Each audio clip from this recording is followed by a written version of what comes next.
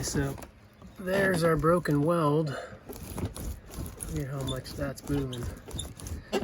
Now, the aluminum from the wall, this is actually part of the wall when they set the wall on the floor.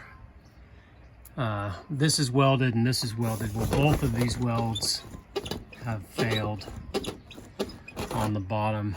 The top welds are okay.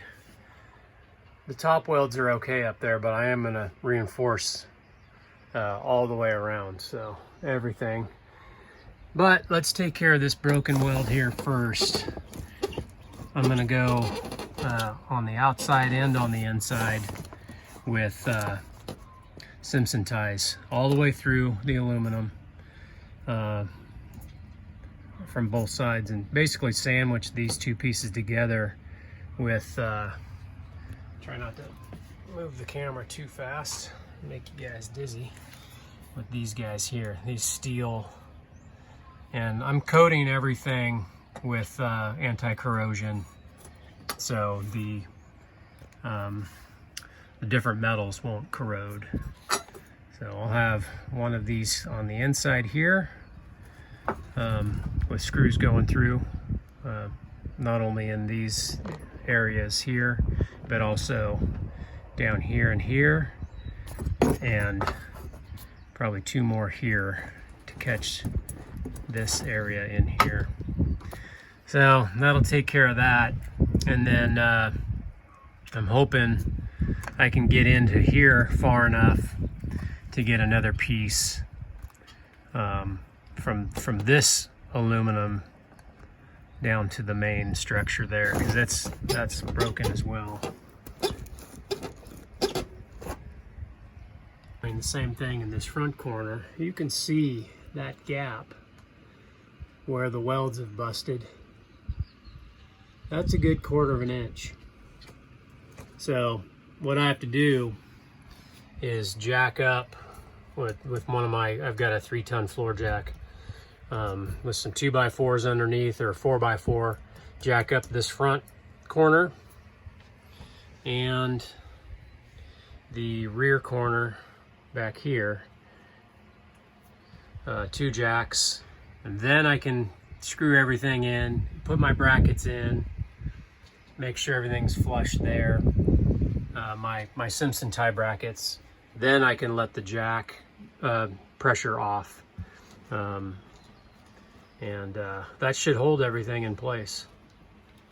That's about a 1/4 of an inch right there, and just jack this up, and that way I can get my angle brackets in there, drilled through, my Simpson ties drilled through and bolted in. Okay, so I'm gonna go ahead and start lifting here. See how it's already coming up. All right, that's about good.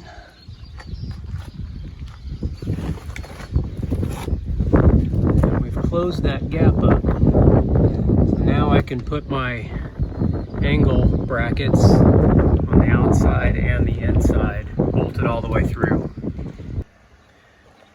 Yeah, so I went ahead and got my little 2-ton jack and did this corner, this rear corner also.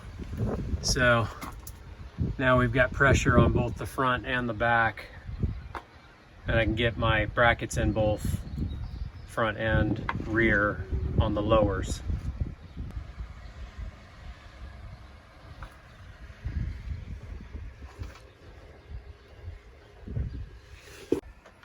Okay, so that's one outside bracket in its place. It's not bolted in yet. And then the other one will go on the inside here, and they'll be bolted through.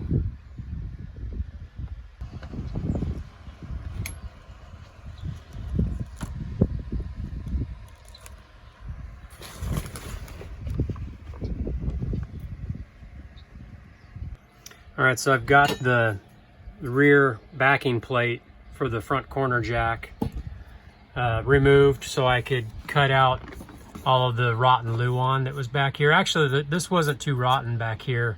It was just more down in the corner.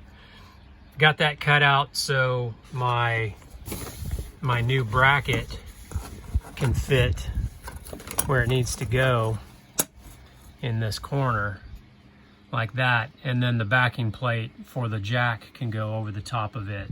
Of course, I'm using anti-corrosion gel and some adhesive to go, you know, back through this this brace here.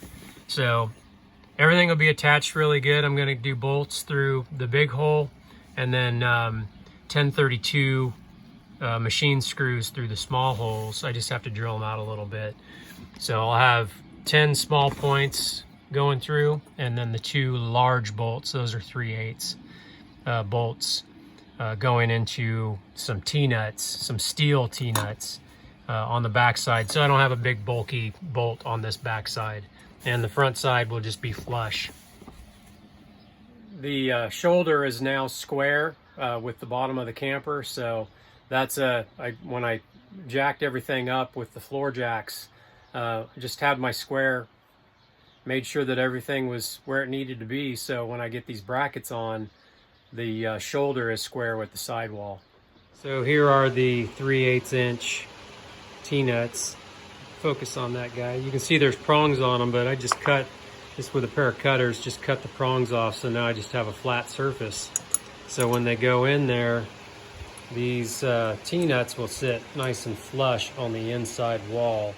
And I had to do that so that inside bracket sits flush, because that front corner jack backing plate has to go up against that wall as well. And you can't have a big nut sticking out on that one side where the bolt has to go through from the front side. So those T-nuts should work perfectly.